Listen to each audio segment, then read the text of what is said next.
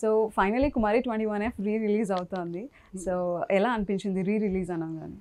No, actually నాకైతే మాత్రం I was very excited because it's one of my favorite films that I have done. So ఆ సినిమా జనాలకు కూడా చాలా నచ్చింది and now it's rereleasing. To be honest నేను సినిమా థియేటర్లో చూడలేదు. Okay. I don't usually watch my films in theaters. Okay. But re-release for this one I want. Okay. I want to experience it in theaters. Yeah. Okay. May we know the reason ఎందుకు మీ films మీరు థియేటర్స్లో చూడరు? అంటే actually గట్టి రీజనే లేదండి. నేను అంటే నాకు సినిమా అంటే సినిమా ఒక్కసారి అయిపోయిన తర్వాత రేపు పొద్దున్న రిలీజ్ అంటే ముందు రోజు night I will try to get disconnected from the film. Okay. ఎందుకంటే I don't want the result to effect me. Okay. So whether it's good or bad, so అంటే మా ప్రయత్నం అంతా మేము చేయిస్తాం. We given our best. Now it's up to the audience. So I try to get disconnected. ఇప్పుడు సినిమా బాగా ఆడేసింది అంటే తలకెక్కిపోయి, లేదు అంటే బాధపడిపోయి, అలా కాకుండా I try to. That's why అంటే రిలీజ్ అయ్యే ముందు వరకు కూడా 8 రోజులు అక్కడ చాలాసార్లు చూస్తాను, కానీ the second it releases I will try to disconnect. Okay. So more fluctuations ఉండకుండా బ్యాలెన్స్డ్గా ఉండడానికి ట్రై చేస్తాను. సింపుల్, అంతకంటే పెద్ద రీజన్ ఏం లేదు. ఓకే. కుమారి 21F అసలు స్క్రిప్ట్ మీ దగ్గరికి వచ్చినప్పుడు what do you feel? To be honest అంటే ఫస్ట్ స్క్రిప్ట్ కూడా కాదండి.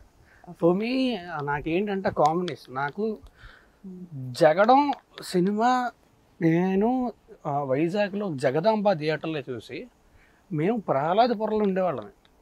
ఆ సినిమా చూసి ఆ యూఫోరియాలోని అక్కడి నుంచి, అంటే if you are from Vizag you will understand how far it is.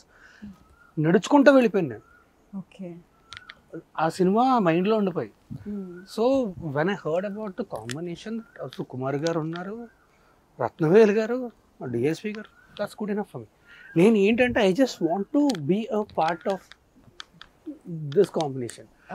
ఆ తర్వాత వెన్ ప్రతాప్ గారు, అంటే ఫస్ట్ సుకుమార్ గారిని కలిశాను, ఆయనతో మాట్లాడాను, తర్వాత విజయ్ గారిని, థామస్ గారిని అందరినీ కలిసి మాట్లాడిన తర్వాత నాకు to be honest it doesn't matter, నాకు I just want to be a part of it. తర్వాత ప్రతాప్ గారిని కలిసి ఆయన కథ చెప్పినప్పుడు I fell in love. Okay. అంటే అప్పట్లో విమెన్ ఓరియంటెడ్ ఫిల్మ్స్ వచ్చినా కూడా అక్కడక్కడ ఒక క్యారెక్టర్ ఎంత స్ట్రాంగ్గా ఉంటుంది, ఒక ఇట్స్ అ డిఫరెంట్ వే కంప్లీట్గా. మనం ఒక అమ్మాయిని ఎలా చూస్తాం అనే పర్స్పెక్షన్ గురించి మొత్తం మాట్లాడారు. సో అది మీ పర్సనల్ లైఫ్కి ఆర్ అప్పట్లో ఉన్న మీ ఏజ్కి, మీ మెచ్యూరిటీకి ఎంతవరకు కనెక్ట్ అయింది? ఐ థింక్ అప్పటికి I'm little more matured than that. Okay. But ఖచ్చితంగా అందరికి రిలేట్ అవుతుందండి.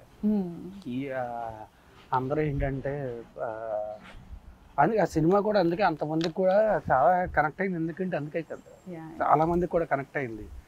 ఇట్స్ అబ్బాయి గురించి కాదు, ఇట్స్ అబౌట్ ఆ అమ్మాయి. రైట్. అంటే అపార్థం చేసుకోవడం అనేది ఒక క్షణం పని. అవునవును. సో అంత ఈజీగా అపార్థం చేసుకోకూడదు అనేది is the main point of the story. And I mean like story కూడా కాదు, బేసిక్గా ఉద్దేశం ఇది. స్టోరీ ఏంటంటే ఆబ్వియస్లీ క్యారెక్టర్ గ్రాఫ్స్ అవన్నీ ఉంటాయి. సో వీడి ఇమ్మెచ్యూరిటీ నుంచి మెచ్యూరిటీ అలా వచ్చింది వీడికి, అంత క్యారెక్టర్ గ్రాఫ్స్ అవి. బట్ మెయిన్ పాయింట్ అంటే అంత ఈజీగా అపార్థం చేసుకోకూడదు ఎప్పుడు కూడా. ఆ అమ్మాయి లాంటిది కాదు. తను ఐ లవ్ యు చెప్పి నాలైంది కదా, మరి నువ్వెందుకు చెప్పలేదురా? Right. So Heba, how are you feeling about the re-release? I'm very excited. I've been wanting for it ever since the re-release trend started. I've been wanting and hoping that they get this thought that they re-release the film. So I'm very happy on the 10th year they decided to do this.